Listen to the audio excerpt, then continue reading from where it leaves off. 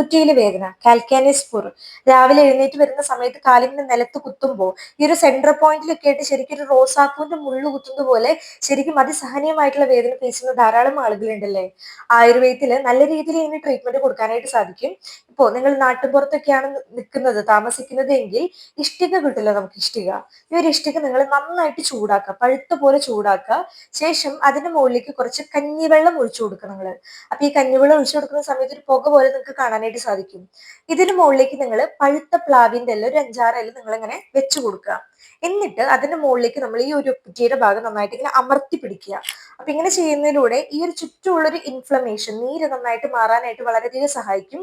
ഇനി നിങ്ങൾക്ക് ഡയബറ്റിക് പ്രശ്നങ്ങളുണ്ട്, ഡയബറ്റിക് പേഷ്യന്റ് ആണ് നിങ്ങളെങ്കിൽ ഈ ഒരു കാര്യം ചെയ്യാതിരിക്കുക. കാരണം അത് വ്രണത്തിലേക്ക് പോകാനുള്ള ചാൻസസ് ഉണ്ട്.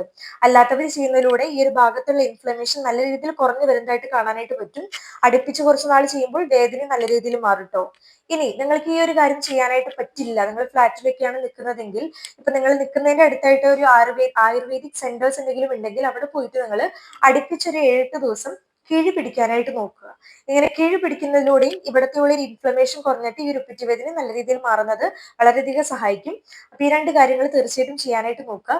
പിന്നെ നിങ്ങൾ രാവിലെ ഇങ്ങനെ എഴുന്നേൽക്കുന്ന സമയത്തുണ്ടല്ലോ, കാല് ജസ്റ്റ് ഒന്ന് സ്ട്രെച്ച് ചെയ്തിട്ട് എഴുന്നേൽക്കാൻ കൂടി നിങ്ങൾ നോക്കുക കേട്ടോ. അപ്പൊ ഇത്തരത്തിലുള്ള കാര്യങ്ങൾ എന്തായാലും ചെയ്യുക. എല്ലാവരിലേക്കും ഈ അറിവ് ഷെയർ ചെയ്ത് കൊടുക്കണം. Stay healthy.